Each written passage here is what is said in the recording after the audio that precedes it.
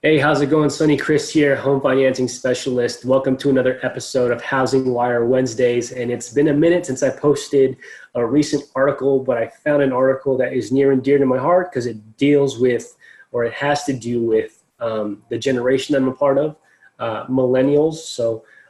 If you don't already know, and I don't know if you guys necessarily agree with me or not, but I feel like us as millennials, there's a negative connotation surrounded by that word, usually related to the word of entitlement, which I don't personally believe. And I think that we're definitely misunderstood and people are misreading our generation.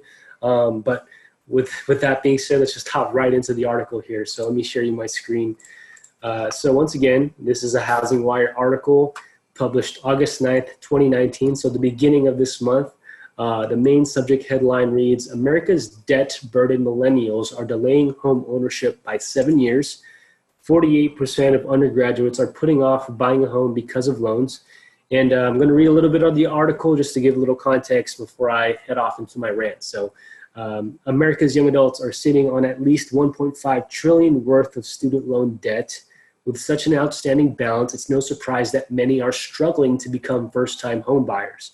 A recent survey from Clever Real Estate, an online real estate marketplace, indicates that although 84% of millennials believe home ownership is part of the American dream, so we do believe that home ownership is important, a whopping 48% of undergraduates are putting off buying a home because of their loans. And to kind of wrap it up here, Clever also writes that for the average college debt holder of about $37,000, that ends up being about a 7.7-year delay in their path to home ownership. So, so there's a delay in home ownership because of student loan debt, essentially. So I'm going to link the article if you want to finish the article. But I've always been passionate about this topic as far as millennials, just because me being a part of it and just the kind of connotation that we've received and being associated with entitlement, which I completely disagree with, is I think society has kind of written off and also downplayed what our generation is going through, especially because of student loan debt. And as we can see here, because of student loan debt, which is totaling still $1 trillion, it's delayed home ownership by 7 years. So instead of buying a home right outside of college, or even buying a home at 28 or 30, we're seeing millennials buy a home at 35 because of student loan debt. And I don't know about you, but I've kind of also seen the impact from my peers as well, is that we're not getting married or even getting settled into a career right out of college. It's not happening. What I'm seeing from my peers is we're seeing, at least our peers getting into a career at the later half of 25, closer to 30, and with the latency even to get married also probably as well.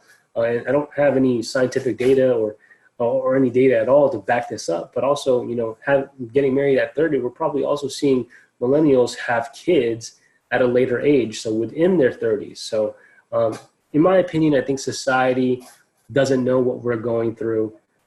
Doesn't know the exact implications of what student loan debt is having to the economy. Because it's kind of funny, because I actually had a conversation with an economist where I brought this up about student loans being a factor for home ownership. And he said the debt was manageable. And in my head, that's his opinion, and he probably had the statistics to back it up. But as we can see here in this article, that's not the case. So would love to hear your guys' take on what you're perceiving with our generation, if you're part of the millennial generation, or even if you're not. Would love to hear your opinion. Feel free to leave a comment below.